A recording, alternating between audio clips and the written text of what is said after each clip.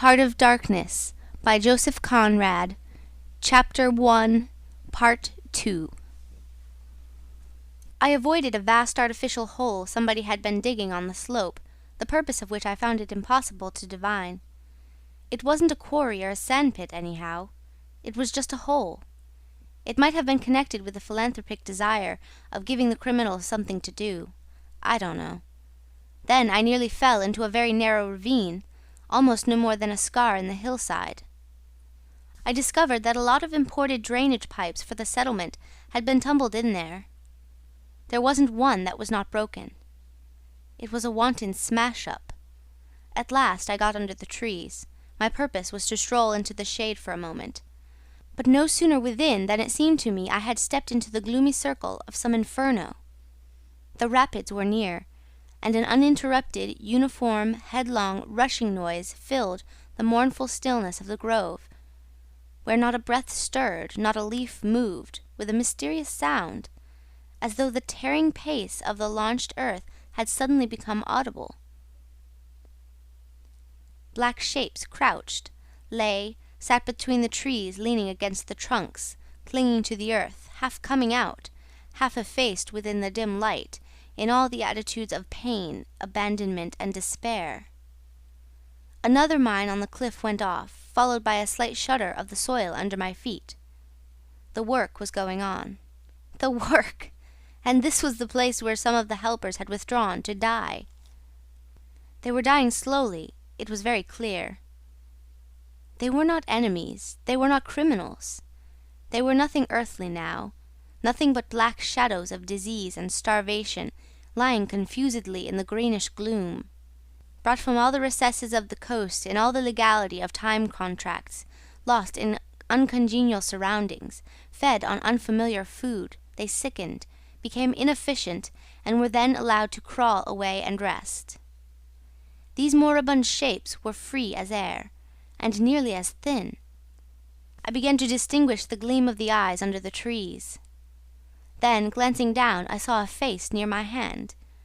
The black bones reclined at full length with one shoulder against the tree, and slowly the eyelids rose and the sunken eyes looked up at me, enormous and vacant, a kind of blind, white flicker in the depths of the orbs, which died out slowly. The man seemed young, almost a boy, but you know with them it's hard to tell. I found nothing else to do but to offer him one of my good Swede's ship biscuits I had in my pocket. The fingers closed slowly on it and held. There was no other movement, and no other glance. He had tied a bit of white worsted around his neck. Why? Where did he get it? Was it a badge, an ornament, a charm, a propitiatory act? Was there any idea at all connected with it? It looked startling round his black neck, this bit of white thread from beyond the seas. Near the same tree, two more bundles of acute angle sat with their legs drawn up. One, with his chin propped on his knees, stared at nothing, in an intolerable and appalling manner. His brother phantom rested its forehead as if overcome with a great weariness, and all about others were scattered in every pose of contorted collapse, as in some picture of a massacre or a pestilence. While I stood horror-struck, one of these creatures rose to his hands and knees and went off on all fours towards the river to drink. He lapped out of his hand, then sat up in the sunlight, crossing his shins in front of him, and after a time let his woolly head fall on his breastbone. I didn't want any more loitering in the shade, and I made haste toward the station. When near the buildings I met a white man, in such an unexpected elegance of get-up that in the first moment I took him for a sort of vision. I saw a high, starched collar, white cuffs, a light alpaca jacket, snowy trousers, a clean necktie, and varnished boots. No hat.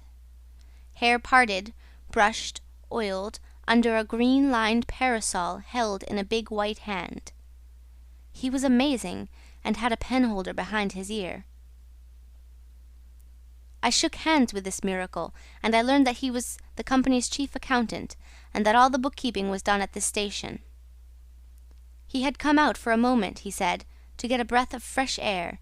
The expression sounded wonderfully odd, with its suggestion of sedentary desk life. I wouldn't have mentioned the fellow to you at all, only it was from his lips that I first heard the name of the man who was so indissolubly connected with the memories of that time. Moreover, I respected the fellow. Yes, I respected his collars, his vast cuffs, his brushed hair. His appearance was certainly that of a hairdresser's dummy, but in the great demoralization of the land he kept up his appearance. That's backbone. His starched collars and got-up shirt fronts were achievements of character. He had been out nearly 3 years, and, later, I could not help asking him how he managed to sport such linen. He had just the faintest blush, and said modestly, "I've been teaching one of the native women about the station. It was difficult. She had a distaste for the work." Thus this man had verily accomplished something, and he was devoted to his books, which were in apple-pie order. Everything else in the station was in a muddle: heads, things, buildings. Strings of dusty niggers with splay feet arrived and departed. A stream of manufactured goods, rubbishy cottons, beads, and brass wire set into the depths of darkness, and in return came a precious trickle of ivory. I had to wait in the station for 10 days. An eternity! I lived in a hut in the yard, but to be out of the chaos I would sometimes get into the accountant's office. It was built out of horizontal planks, and so badly put together that as he bent over his high desk he was barred from neck to heels with narrow strips of sunlight. There was no need to open the big shutter to see. It was hot there, too. Big flies buzzed fiendishly and did not sting, but stabbed. I sat generally on the floor, while of faultless appearance, and even slightly scented, perching on a high stool, he wrote. Sometimes he stood up for exercise. When a truckle bed with a sick man, some invalid agent from up country, was put in there, he exhibited a gentle annoyance. "The groans of this sick person," he said, "distract my attention, and without that it is extremely difficult to guard against clerical errors in this climate." One day he remarked, without lifting his head, "In the interior you will no doubt meet Mr. Kurtz." On my asking who Mr. Kurtz was, he said he was a first-class agent, and seeing my disappointment at this information, he added slowly, laying down his pen, "He is a very remarkable person." Further questions elicited from him that Mr. Kurtz was at present in charge of a trading post, a very important one, in the true ivory country, at the very bottom of there. Sends in as much ivory as all the others put together. He began to write again. The sick man was too ill to groan. The flies buzzed in a great peace. Suddenly there was a growing murmur of voices and a great tramping of feet. A caravan had come in. A violent babble of uncouth sounds burst out on the other side of the planks. All the carriers were speaking together, and in the midst of the uproar the lamentable voice of the chief agent was heard, giving it up, tearfully for the 20th time that day. He rose slowly. "What a frightful row," he said. He crossed the room gently to look at the sick man, and returning, said to me, "He does not hear." "What? Dead?" I asked, startled. "No, not yet," he answered with great composure. Then, alluding with a toss of the head to the tumult in the station yard, "When one has got to make correct entries, one comes to hate those savages, hate them to death." He remained thoughtful for a moment. "When you see Mr. Kurtz," he went on, "tell him from me that everything here," he glanced at the deck, "is very satisfactory. I don't like to write to him with those messengers of ours. You never know who may get hold of your letter, at that central station." He stared at me for a moment with his mild, bulging eyes. "Oh, he will go far, very far," he began again. "He will be a somebody in the administration before long. They, above the council in Europe, you know, mean him to be." He turned to his work. The noise outside had ceased, and presently, in going out, I stopped at the door. In the steady buzz of flies, the homeward-bound agent was lying finished and insensible. The other, bent over his books, was making correct entries of perfectly correct transactions. and 50 feet below the doorstep I could see the still treetops of the Grove of Death. Next day I left that station at last, with a caravan of 60 men, for a 200-mile tramp. No use telling you much about that. Paths everywhere. A stamped-in network of paths spreading over the empty land, through the long grass, through burnt grass, through thickets, down and up chilly ravines, up and down stony hills ablaze with heat. And a solitude. Nobody, not a hut. The population had cleared out a long time ago. Well, if a lot of mysterious niggers armed with all kinds of fearful weapons suddenly took to travelling on the road between Deal and Gravesend, catching the yokels right and left to carry heavy loads for them, I fancy every farm and cottage thereabouts would get empty very soon. Only here the dwellings were gone too. Still, I passed through several abandoned villages. There's something pathetically childish in the ruins of grass walls. Day after day, with the stamp and shuffle of 60 pair of bare feet behind me, each pair under a 60-pound load. Camp, cook, sleep, strike camp, march. Now and then a carrier dead in harness, at rest in the long grass near the path with an empty water-gourd and his long staff lying by his side. A great silence around and above. Perhaps on some quiet night the tremor of far-off drums, sinking, swelling, a tremor vast, faint. A sound weird, appealing, suggestive, and wild, and perhaps with as profound a meaning as the sound of bells in a Christian country. Once a white man in an unbuttoned uniform camping on the path with an armed escort of lank Zanzibaris, very hospitable and festive, not to say drunk, was looking after the upkeep of the road, he declared. Can't say I saw any road or any upkeep unless the body of a middle-aged Negro with a bullet hole in the forehead upon which I absolutely stumbled 3 miles further on may be considered as a permanent improvement.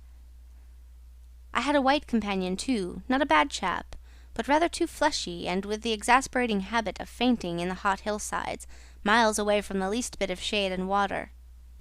Annoying, you know, to hold your own coat like a parasol over a man's head while he is coming to. I couldn't help asking him once what he meant by coming there at all. To make money, of course. What do you think? He said scornfully. Then he got fever and had to be carried in a hammock slung under a pole. As he weighed 16 stone, I had no end of rows with the carriers. They jibbed, ran away, sneaked off with their loads in the night. Quite a mutiny. So one evening I made a speech in English with gestures, not one of which was lost to the 60 pairs of eyes before me, and the next morning I started the hammock off in front all right. An hour afterwards I came upon the whole concern wrecked in a bushman, hammock, roans, blankets, horrors. The heavy pole had skinned his poor nose. He was very anxious for me to kill somebody, but there wasn't the shadow of a carrier near. I remembered the old doctor. It would be interesting for science to watch the mental changes of individuals on the spot. I felt I was becoming scientifically interesting. However, all that is to no purpose.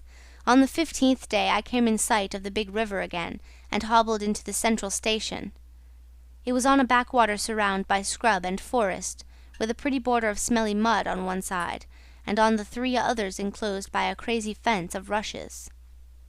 A neglected gap was all the gate it had, and the first glance at the place was enough to let you see the flabby devil was running that show. White men with long staves in their hands appeared languidly from amongst the buildings, strolling up to take a look at me, and then retired out of sight somewhere. One of them, a stout, excitable chap with black moustaches, informed me with great volubility and many digressions, as soon as I told him who I was, that my steamer was at the bottom of the river. I was thunderstruck. What? How? Why? Oh, it was all right. The manager himself was there, all quite correct. Everybody had behaved splendidly, splendidly. You must, he said in agitation, go and see the general manager at once. He is waiting. I did not see the real significance of that wreck at once. I fancy I see it now, but I am not sure, not at all. Certainly the affair was too stupid, when I think of it, to be altogether natural. Still, But at the moment it presented itself simply as a confounded nuisance. The steamer was sunk. They had started 2 days before in a sudden hurry up the river with the manager on board, in charge of some volunteer skipper, and before they had been out 3 hours they tore the bottom out of her on stones, and she sank near the south bank. I asked myself what I was to do there, now my boat was lost. As a matter of fact, I had plenty to do in fishing my command out of the river. I had to set about it the very next day, that, and the repairs when I brought the pieces to the station, took some months. My first interview with the manager was curious. He did not ask me to sit down after my 20-mile walk that morning. He was commonplace in complexion, in features, in manners, and in voice. He was of middle size and of ordinary build. His eyes, of the usual blue, were perhaps remarkably cold, and he certainly could make his glance fall on one as trenchant and heavy as an axe. But even at these times the rest of his person seemed to disclaim the intention. Otherwise there was only an indefinable faint expression of his lips, something stealthy, a smile, not a smile. I remember it, but I can't explain. It was unconscious, this smile was, though just after he had said something it got intensified for an instant. It came at the end of his speeches like a seal applied on the words to make the meaning of the commonest phrase appear absolutely inscrutable. He was a common trader, from his youth up employed in these parts, nothing more. He was obeyed, yet he inspired neither love nor fear, nor even respect. He inspired uneasiness. That was it, uneasiness. Not a definite mistrust, just uneasiness, nothing more. You have no idea how effective such a faculty can be. He had no genius for organizing, for initiative, or for order even. That was evident in such things as the deplorable state of the station. He had no learning and no intelligence. His position had come to him. Why? Perhaps because he was never ill. He had served 3 terms of 3 years out there, because triumphant health in the general rout of constitutions is a kind of power in itself. When he went home on leave he rioted on a large scale, pompously. Jack ashore, with a difference in externals only. This one could gather from his casual talk. He originated nothing. He could keep the routine going, that's all. But he was great. He was great by this little thing that it was impossible to tell what could control such a man. He never gave that secret away. Perhaps there was nothing within him. Such a suspicion made one pause, for out there were no external checks. Once, when various tropical diseases had laid low almost every agent in the station, he was heard to say, "Men who come out here should have no entrails." He sealed the utterance with that smile of his, as though it had been a door opening into a darkness he had in his keeping. You fancy you had seen things, but the seal was on. When annoyed at meal-times by the constant quarrels of the white men about precedence, he ordered an immense round table to be made, for which a special house had to be built. This was the station's mess-room. Where he sat was the first place. The rest were nowhere. One felt this to be his unalterable conviction. He was neither civil nor uncivil. He was quiet. He allowed his boy, an overfed young negro from the coast, to treat the white men under his very eyes with provoking insolence. He began to speak as soon as he saw me. I had been very long on the road. He could not wait. He had to start without me. The upriver stations had to be relieved. There had been so many delays already that he did not know who was dead and who was alive, and how they got on, and so on, and so on. He paid no attention to my explanations, and playing with a stick of sealing-wax, repeated several times that the situation was very grave, very grave. There were rumours that a very important station was in jeopardy, and its chief, Mr. Kurtz, was ill. He hoped it was not true. Mr. Kurtz was... I felt weary and irritable. Hang Kurtz, I thought. I interrupted him by saying I had heard of Mr. Kurtz on the coast. Ah, so they talk of him down there, he murmured to himself. Then he began again, assuring me Mr. Kurtz was the best agent he had, an exceptional man, of the greatest importance to the company. Therefore I could understand his anxiety. He was, he said, very, very uneasy. Certainly he fidgeted on his chair a good deal, exclaimed, "Ah, Mr. Kurtz!" broke the stick of sealing-wax, and seemed dumbfounded by the accident. Next thing he wanted to know how long it would take to... I interrupted him again. Being hungry, you know, and kept on my feet too. I was getting savage. "How can I tell?" I said. "I haven't even seen the wreck yet, some months no doubt. All this talk seemed to me so futile." "Some months," he said. "Well, let us say 3 months before we can make a start. Yes, that ought to do the affair." I flung out of his hut. He lived all alone in a clay hut with a sort of veranda, muttering to myself my opinion of him. He was a chattering idiot. Afterwards I took it back when I was borne in upon me startlingly with what extreme nicety he had estimated the time requisite for the affair. I went to work the next day, turning, so to speak, my back on that station. In that way only, it seemed to me I could keep my hold on the redeeming facts of life. Still, one must look about sometimes. And then I saw this station, these men strolling aimlessly about in the sunshine of the yard. I asked myself sometimes what it all meant. They wandered here and there with their absurd long staves in their hands, like a lot of faithless pilgrims bewitched inside a rotten fence. The word ivory rang in the air, was whispered, was sighed. You would think they were praying to it. A taint of imbecile rapacity blew through it all, like a whiff from some corpse. By Jove, I've never seen anything so unreal in my life. And outside, the silent wilderness surrounding this cleared speck on the earth struck me as something great and invincible, like evil or truth, waiting patiently for the passing away of this fantastic invasion. Oh, these months! Well, never mind. Various things happen. One evening a grass shed full of calico, cotton prints, beads, and I don't know what else, burst into a blaze so suddenly that you would have thought the earth had opened to let an avenging fire consume all that trash. I was smoking my pipe quietly by my dismantled steamer, and saw them all cutting capers in the light, with their arms lifted high, when the stout man with moustaches came tearing down to the river, a tin pail in his hand, assured me that everybody was behaving splendidly, dipped about a quart of water and tore back again. I noticed there was a hole in the bottom of his pail. I strolled up. There was no hurry. You see, the thing had gone off like a box of matches. It had been hopeless from the very first.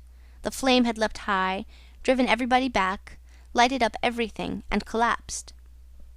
The shed was already a heap of embers, glowing fiercely. A nigger was being beaten near by it. They said he had caused the fire in some way. Be that as it may, he was screeching most horribly.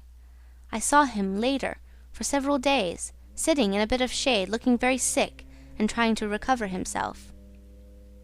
Afterwards he arose and went out, and the wilderness without a sound took him into its bosom again. As I approached the glow from the dark, I found myself at the back of 2 men, talking. I heard the name of Kurtz pronounced, then the words, "Take advantage of this unfortunate accident." One of the men was the manager. I wished him a good evening. "Did you ever see anything like it, eh? It is incredible," he said, and walked off. The other man remained. He was a first-class agent, young, gentlemanly, a bit reserved, with a forked little beard and a hooked nose. He was standoffish with the other agents, and they, on their side, said he was the manager's spy upon them.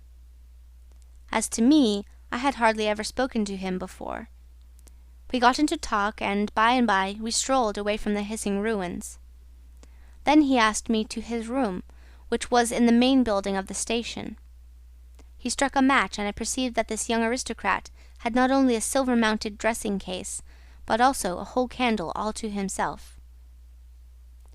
Just at that time, the manager was the only man supposed to have any right to candles. Native mats covered the clay walls, a collection of spears, assegais, shields, knives was hung up in trophies. The business entrusted to this fellow was the making of bricks, so I had been informed. But there wasn't a fragment of a brick anywhere in the station, and he had been there more than a year, waiting. It seems he could not make bricks without something, I don't know what, straw maybe? Anyway, it could not be found there, and as it was not likely to be sent from Europe, it did not appear clear to me what he was waiting for. An act of special creation, perhaps. However, they were all waiting, all the 16 or 20 pilgrims of them, for something. And upon my word, it did not seem an uncongenial occupation from the way they took it, though the only thing that ever came to them was disease, as far as I could see. They beguiled the time by backbiting and intriguing against each other in a foolish kind of way. There was an air of plotting about that station, but nothing came of it, of course. It was as unreal as everything else, as the philanthropic pretense of the whole concern, as their talk, as their government, as their show of work. The only real feeling was a desire to get appointed to a trading post where ivory was to be had, so that they could earn percentages. They intrigued and slandered and hated each other only on that account, but as to actually lifting a little finger, oh no. By heavens, there is something after all in the world allowing one man to steal a horse while another must not look at a halter. Steal a horse straight out. Very well, he has done it. Perhaps he can ride. But there is a way of looking at a halter that would provoke the most charitable of saints into a kick. I had no idea why he wanted to be sociable, but as we chatted in there it suddenly occurred to me the fellow was trying to get at something. In fact, pumping me. He alluded constantly to Europe, to the people I was supposed to know there, putting leading questions as to my acquaintances in the sepulchral city, and so on. His little eyes glittered like mica discs with curiosity, though he tried to keep up a bit of superciliousness. At first I was astonished, but very soon I became awfully curious to see what he would find out from me. I couldn't possibly imagine what I had in me to make it worth his while. It was very pretty to see how he baffled himself, for in truth my body was full only of chills, and my head had nothing in it but that wretched steamboat business. It was evident he took me for a perfectly shameless prevaricator. At last he got angry, and, to conceal a movement of furious annoyance, he yawned. I rose. Then I noticed a small sketch in oils on a panel representing a woman draped and blindfolded, carrying a lighted torch. The background was sombre, almost black. The movement of the woman was stately, and the effect of the torchlight on the face was sinister. It arrested me, and he stood by civilly, holding an empty half-pint champagne bottle, medical comforts, with the candle stuck in it. To my question he said Mr. Kurtz had painted this, in this very station more than a year ago, while waiting for means to go to his trading post. "Tell me, pray," said I, "who is this Mr. Kurtz?" "The chief of the inner station," he answered in a short tone, looking away. "Much obliged," I said, laughing. "And you are the brickmaker of the central station. Everyone knows that." He was silent for a while. "He is a prodigy," he said at last. "He is an emissary of pity and science and progress, and devil knows what else. We want," he began to declaim suddenly, "for the guidance of the cause entrusted to us by Europe, so to speak, higher intelligence, wide sympathies, a singleness of purpose." "Who says that?" I asked. "Lots of them," he replied. "Some even write that. And so he comes here, a special being, as you ought to know." "Why ought I to know?"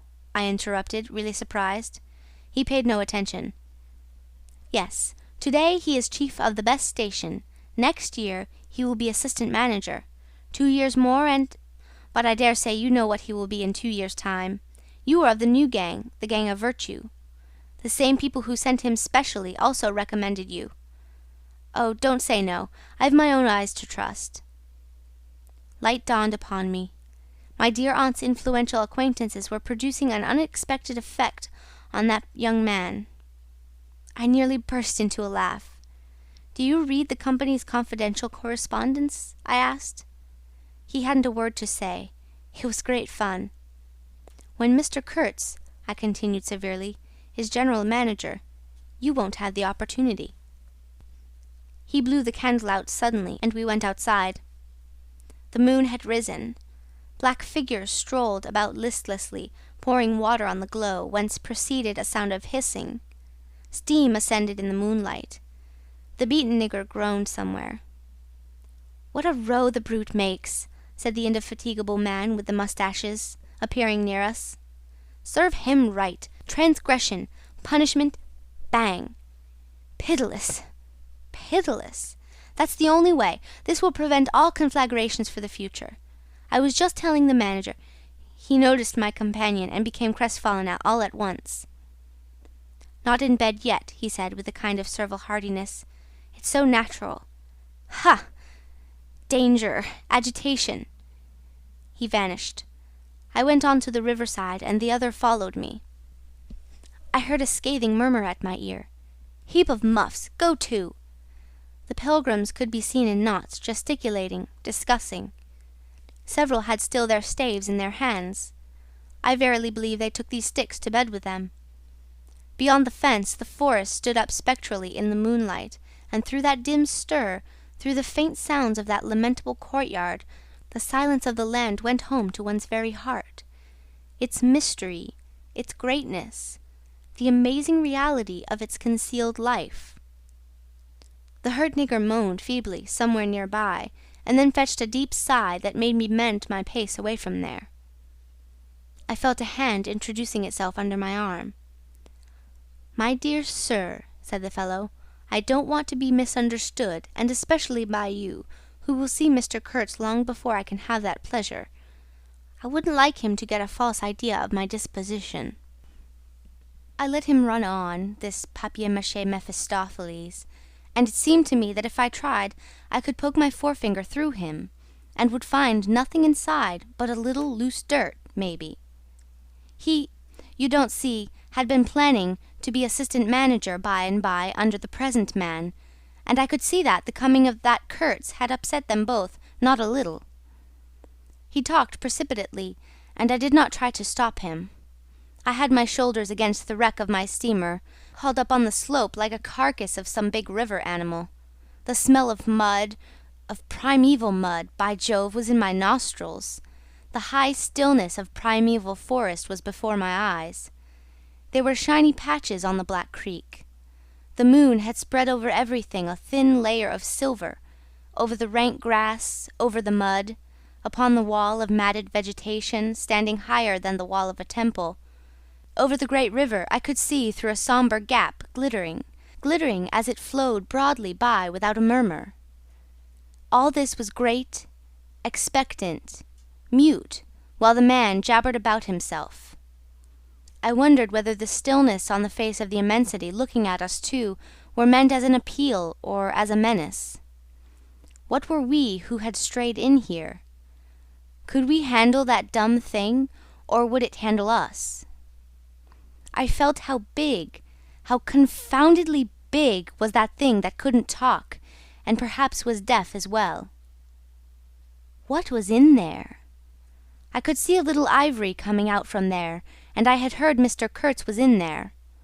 I had heard enough about it too, God knows, yet somehow it didn't bring any image with it, no more than if I had been told an angel or a fiend was in there. I believed it in the same way one of you might believe there are inhabitants on the planet Mars. I knew once a Scotch sailmaker who was certain, dead sure, there were people in Mars. If you asked him for some idea how they looked and behaved, he would get shy and mutter something about walking on all fours. If you as much as smiled, he would, though a man of 60, offer to fight you. I would not have gone so far as to fight for Kurtz, but I went for him near enough to a lie. You know I hate, detest, I can't bear a lie, not because I am straighter than the rest of us, but simply because it appalls me. There is a taint of death, a flavour of mortality in lies, which is exactly what I hate and detest in the world, what I want to forget. It makes me miserable and sick, like biting something rotten would do. Temperament, I suppose. Well, I went near enough to it by letting the young fool there believe anything he liked to imagine as to my influence in Europe. I became in an instant as much of a pretence as the rest of the bewitched pilgrims. This simply because I had a notion it somehow would be of help to that Kurtz, whom at the time I did not see, you understand. He was just a word for me. I did not see the man in the name any more than you do. Do you see him? Do you see the story? Do you see anything? It seems to me I am trying to tell you a dream, making a vain attempt, because no relation of a dream can convey the dream sensation, that commingling of absurdity, surprise, and bewilderment in a tremor of struggling revolt, that notion of being captured by the incredible which is of the very essence of dreams. He was silent for a while. No, it is impossible. It is impossible to convey the life sensation of any given epoch of one's existence, that which makes its truth, its meaning, its subtle and penetrating essence. It is impossible. We live as we dream, alone. He paused again, as if reflecting, then added, "Of course, in this you fellows see more than I could then. You see me, whom you know." It had become so pitch dark that we listeners could hardly see one another. For a long time already he, sitting apart, had been no more to us than a voice. There was not a word from anybody. The others might have been asleep, but I was awake. I listened on the watch for the sentence, for the word that would give me the clue to the faint uneasiness inspired by this narrative, that seemed to shape itself without human lips in the heavy night air of the river. "Yes, I let him run on," Marlow began again, "and think what he pleased about the powers that were behind me. I did, and there was nothing behind me. There was nothing but that wretched, old, mangled steamboat I was leaning against, while he talked fluently about the necessity for every man to get on. And when one comes out here, you conceive, it is not to gaze at the moon. Mr. Kurtz was a universal genius, but even a genius would find it easier to work with adequate tools, intelligent men. He did not make bricks. Why, there was a physical impossibility in the way, as I was well aware, and if he did secretarial work for the manager, it was because no sensible man rejects wantonly the confidence of his superiors. Did I see it? I saw it. What more did I want? What I really wanted was rivets, by heaven, rivets! To get on with the work, to stop the hole. Rivets I wanted. There were cases of them down at the coast, cases, piled up, burst, split. You kicked a loose rivet at every second step in that station yard on the hillside. Rivets had rolled into the grove of death. You could fill your pockets with rivets for the trouble of stooping down, and there wasn't one rivet to be found where it was wanted. We had plates that would do, but nothing to fasten them with. And every week the messenger, a long negro, letter bag on shoulder and staff in hand, left our station for the coast. And several times a week a coast caravan came in with trade goods, ghastly glazed calico that made you shudder only to look at it, glass beads value about a penny a quart, confounded spotted cotton handkerchiefs. And no rivets! 3 carriers could have brought all that was wanted to set that steamboat afloat. He was becoming confidential now, but I fancy my unresponsive attitude must have exasperated him at last, for he judged it necessary to inform me he feared neither God nor devil, let alone any mere man. I said I could see that very well, but what I wanted was a certain quantity of rivets, and rivets were what really Mr. Kurtz wanted, if he had only known it. Now letters went to the coast every week. "My dear sir," he cried, "I write from dictation." I demanded rivets. There was a way, for an intelligent man. He changed his manner, became very cold, and suddenly began to talk about a hippopotamus. Wondered whether, sleeping on board the steamer, I stuck to my selvage night and day, I wasn't disturbed. There was an old hippo that had the bad habit of getting out on the bank and roaming at night over the station grounds. The pilgrims used to turn out in a body and empty every rifle they could lay hands on at him. Some even sat up o' nights for him. All this energy was wasted, though. That animal has a charmed life, he said, but you can say this only of brutes in this country. No man, you apprehend me? No man here bears a charmed life." He stood there for a moment in the moonlight, with his delicate hooked nose set a little askew, and his mica eyes glittering without a wink. Then, with a curt good night, he strode off. I could see he was disturbed and considerably puzzled, which made me feel more hopeful than I had been for days. It was a great comfort to turn from that chap to my influential friend, the battered, twisted, ruined, tin-pot steamboat. I clambered on board. She rang under my feet like an empty Huntley and Palmer biscuit tin kicked along a gutter. She was nothing so solid in make, and rather less pretty in shape, but I had expended enough hard work on her to make me love her. No influential friend would have served me better. She had given me a chance to come out a bit, to find out what I could do. No, I don't like work. I had rather laze about and think of all the fine things that can be done. I don't like work, no man does, but I like what is in the work, the chance to find yourself, your own reality, for yourself, not for others, what no other men can ever know. They can only see the mere show and never can tell what it really means. I was not surprised to see somebody sitting aft on the deck, with his legs dangling over the mud.